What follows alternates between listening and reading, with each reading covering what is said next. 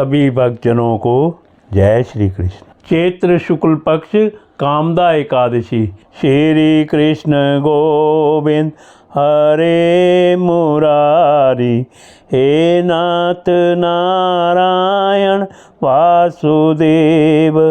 श्री कृष्ण गोविंद हरे मुरारी, हे नाथ नारायण वासुदेव।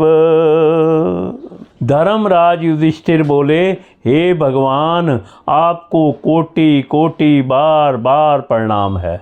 मैं आपसे निवेदन करता हूँ कि आप कृपा करके चैत्र माह के शुक्ल पक्ष की एकादशी का वर्णन कीजिए।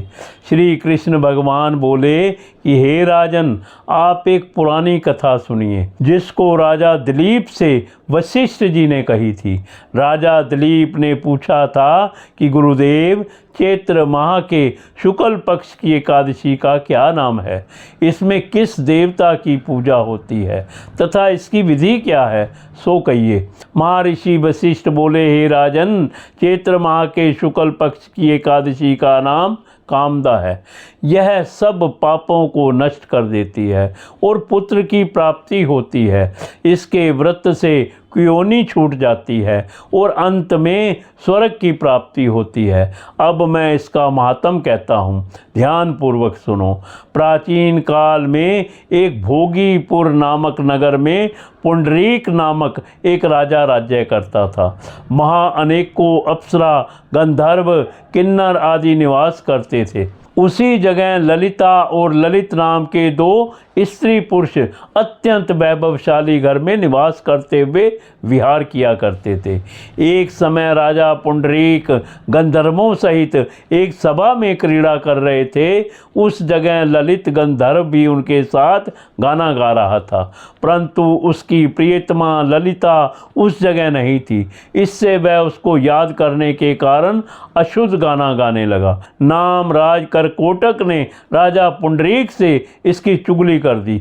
इस पर राजा पुंडरीक ने ललित को शाप दे दिया कि अरे दुष्ट, तू मेरे सामने गाता हुआ भी अपनी स्त्री को स्मरण कर रहा है।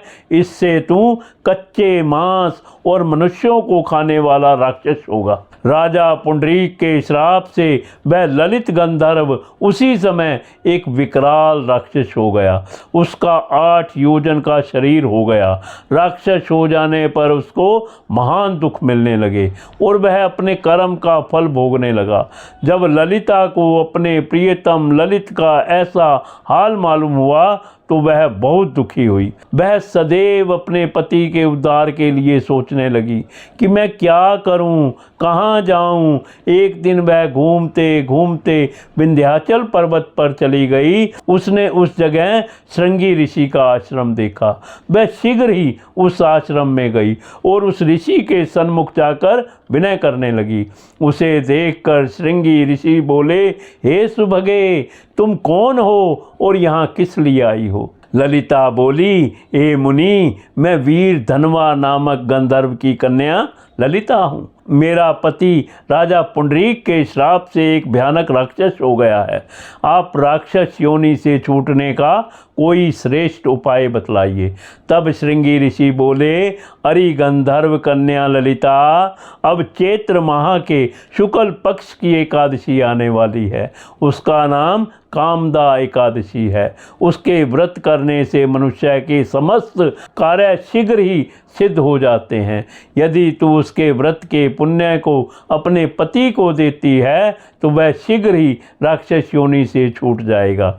मुनि के वचनों को सुनकर ललिता ने आनंद पूर्वक उसका व्रत किया और द्वादशी के दिन ब्राह्मणों के सामने अपने व्रत का फल अपने पति को देने लगी और भगवान से इस तरह प्रार्थना करने लगी, हे प्रभु, मैंने जो व्रत किया है उसके पुण्य से मेरे पति राक्षस योनि से शीघ्र ही छूट जाएं।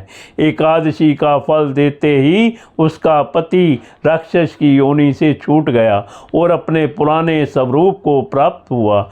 वह पहले की भांति ललिता के साथ विहार करने लगा।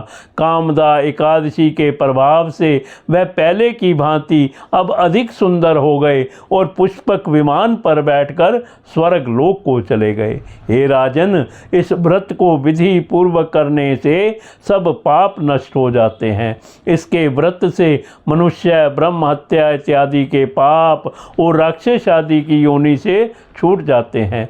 इसकी कथा व महात्म के श्रवण व पठन से वाजपेयी यज्ञ का फल प्राप्त होता है। कथा सार, मनुष्य अपने सुखों का चिंतन करे, यह बुरा नहीं है, किंतु समय असमय ऐसा चिंतन मनुष्य को उसके कर्तव्यों से विमुख कर देता है, जिससे उसे घोर कष्ट भोगने पड़ सकते हैं। गंधर्व ललित ने भी राक्षस होकर घृणित कार्य किए और कष्ट भोगे, किंतु भगवान विष्णु की कृपाओं का कोई अंत नहीं है। वह मनुष्य को उसका मन चाहा फल देते हैं, किंतु जब मनुष्य स्वयं कर्म करे और उसका फल किसी दूसरे को अर्पण करे तो उसका वह कर्म तप से भी अधिक प्रभावशाली होता है और पुण्य दान करने वाला देव तुल्य हो जाता है। कामदा एकादशी व्रत कथा संपूर्ण। श्री कृष्ण गोविंद हरे मुरारी, हे नाथ नारायण वासुदेव। श्री कृष्ण गोविंद हरे मुरारी, हे नाथ नारायण वासुदेव।